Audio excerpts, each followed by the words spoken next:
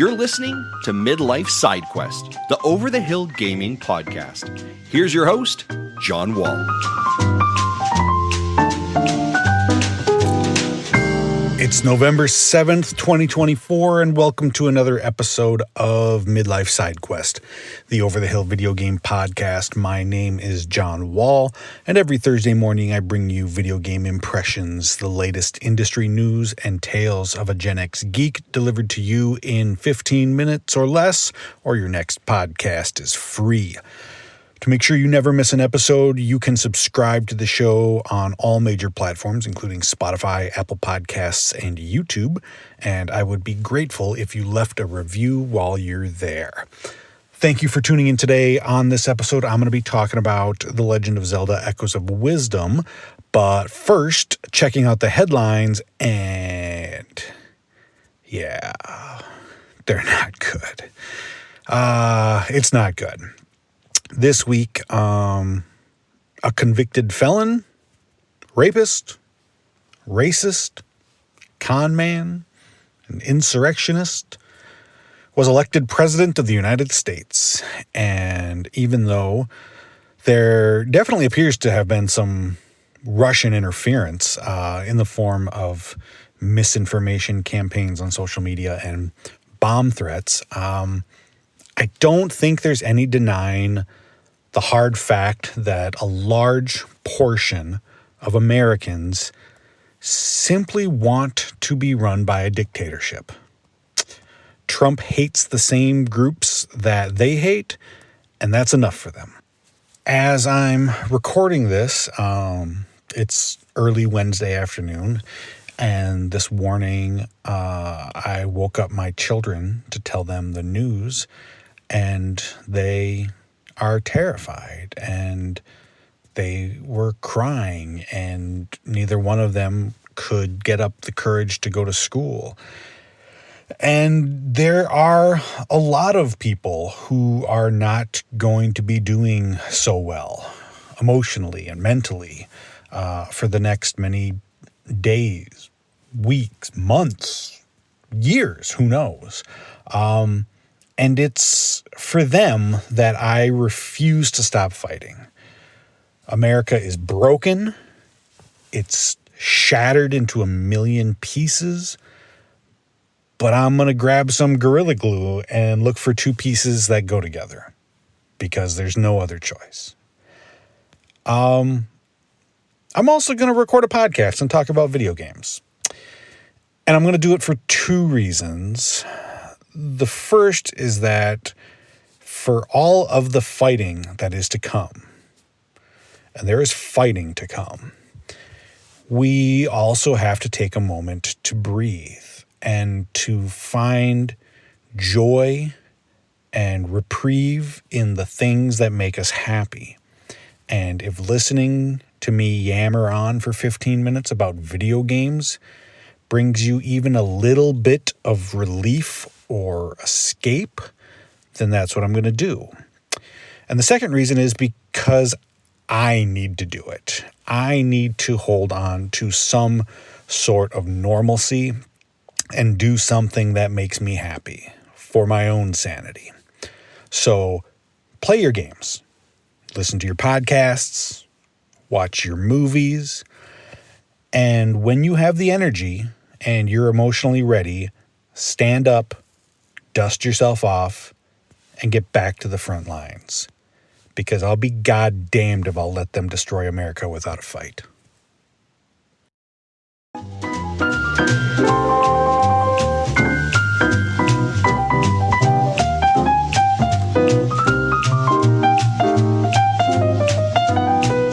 Video games! All right, let's go. The Nintendo Switch has had a pretty stellar run of Legend of Zelda titles during its lifetime. Breath of the Wild and Tears of the Kingdom will go down as all-time greats for me.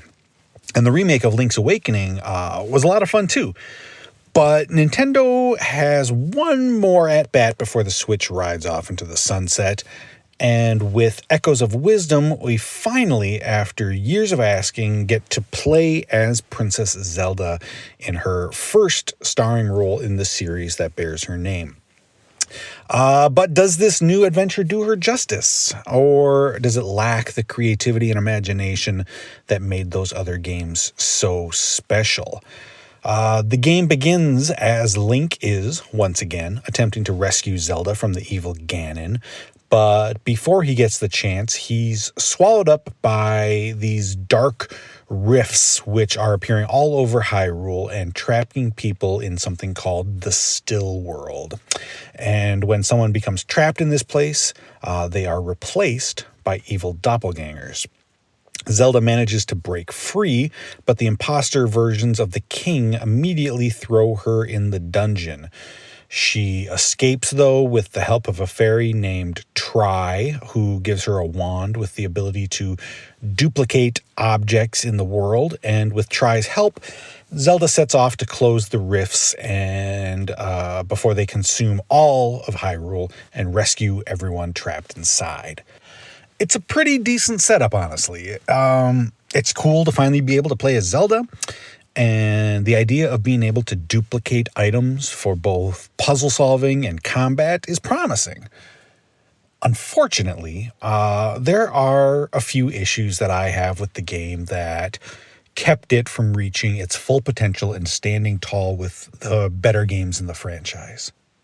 My first issue is with the visuals. It's not that the game looks bad, technically. It's more that the look of the game is uninspired. It's a similar style to what they did in Link's Awakening, the remake, but for some reason it just didn't click with me here. Everything has that kind of play school look to it, like the toys that, your kids had or you had with the holes in their butts. And to be clear, I don't, I don't mind the game having a more simple look to it. It just doesn't have much style. I would have loved for them to get more creative and let their artists flex their creative muscles, like they did with Super Mario Brothers Wonder. Or heck, look at Plucky Squire from a few months back. That game had a really unique look to it. This game just isn't that interesting to look at.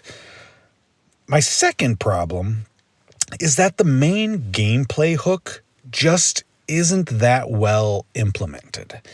It's a decent idea, being able to duplicate items and creatures and using that to solve puzzles and fight the other enemies. It's just not that good.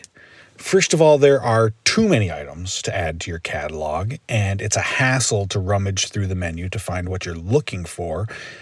And they just don't do too many interesting things with it. I feel like 50% of the items are just variations on things I can use to climb up to that ledge. And whether it's a box or a bed or a bush, it just doesn't matter. And as far as duplicating the enemies go, that would be cool if they weren't so dumb. The AI is so bad that most of the time they're just flailing around like they're wearing blindfolds, swinging wildly. This concept could have led to a fun playground full of toys to mix and match and get creative. But it's just not there. Especially compared to the cool building mechanics in Tears of the Kingdom, which really lets you flex your creative muscles. And maybe it's not fair to compare those games, but it's hard when we just played that last year, and it was so amazing. It was my game of the year. And that brings me to my third big issue. The story just hasn't hooked me. Tears of the Kingdom had what was my favorite storytelling of the entire series. And Echoes of Wisdom just hasn't done anything to pull me into the story. I don't want to sound overly negative, not completely negative. I think the game has some good ideas. One of my favorite things it does is to switch to a side-scrolling view for certain areas and dungeons, which shakes things up nicely. That's really cool. And the music is really good, which is, almost always great in a Zelda game. And again, it's far from a bad game. It's just a disappointment. I don't know if this is true or not, but I heard somewhere that this game started out as a Zelda maker title, like a level creator, which would make a lot of sense to me. It seems like an idea that they could have started with and then decided to pivot and just kind of slap on a story onto it. It just doesn't gel.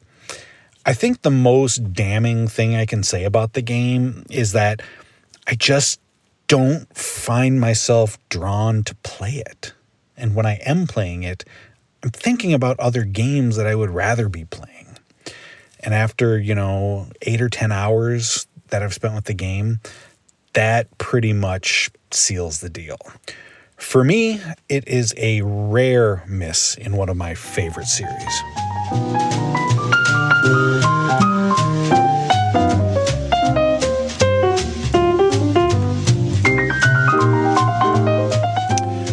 Brian Shea, host of the All Things Nintendo podcast, posed a question on Threads last week.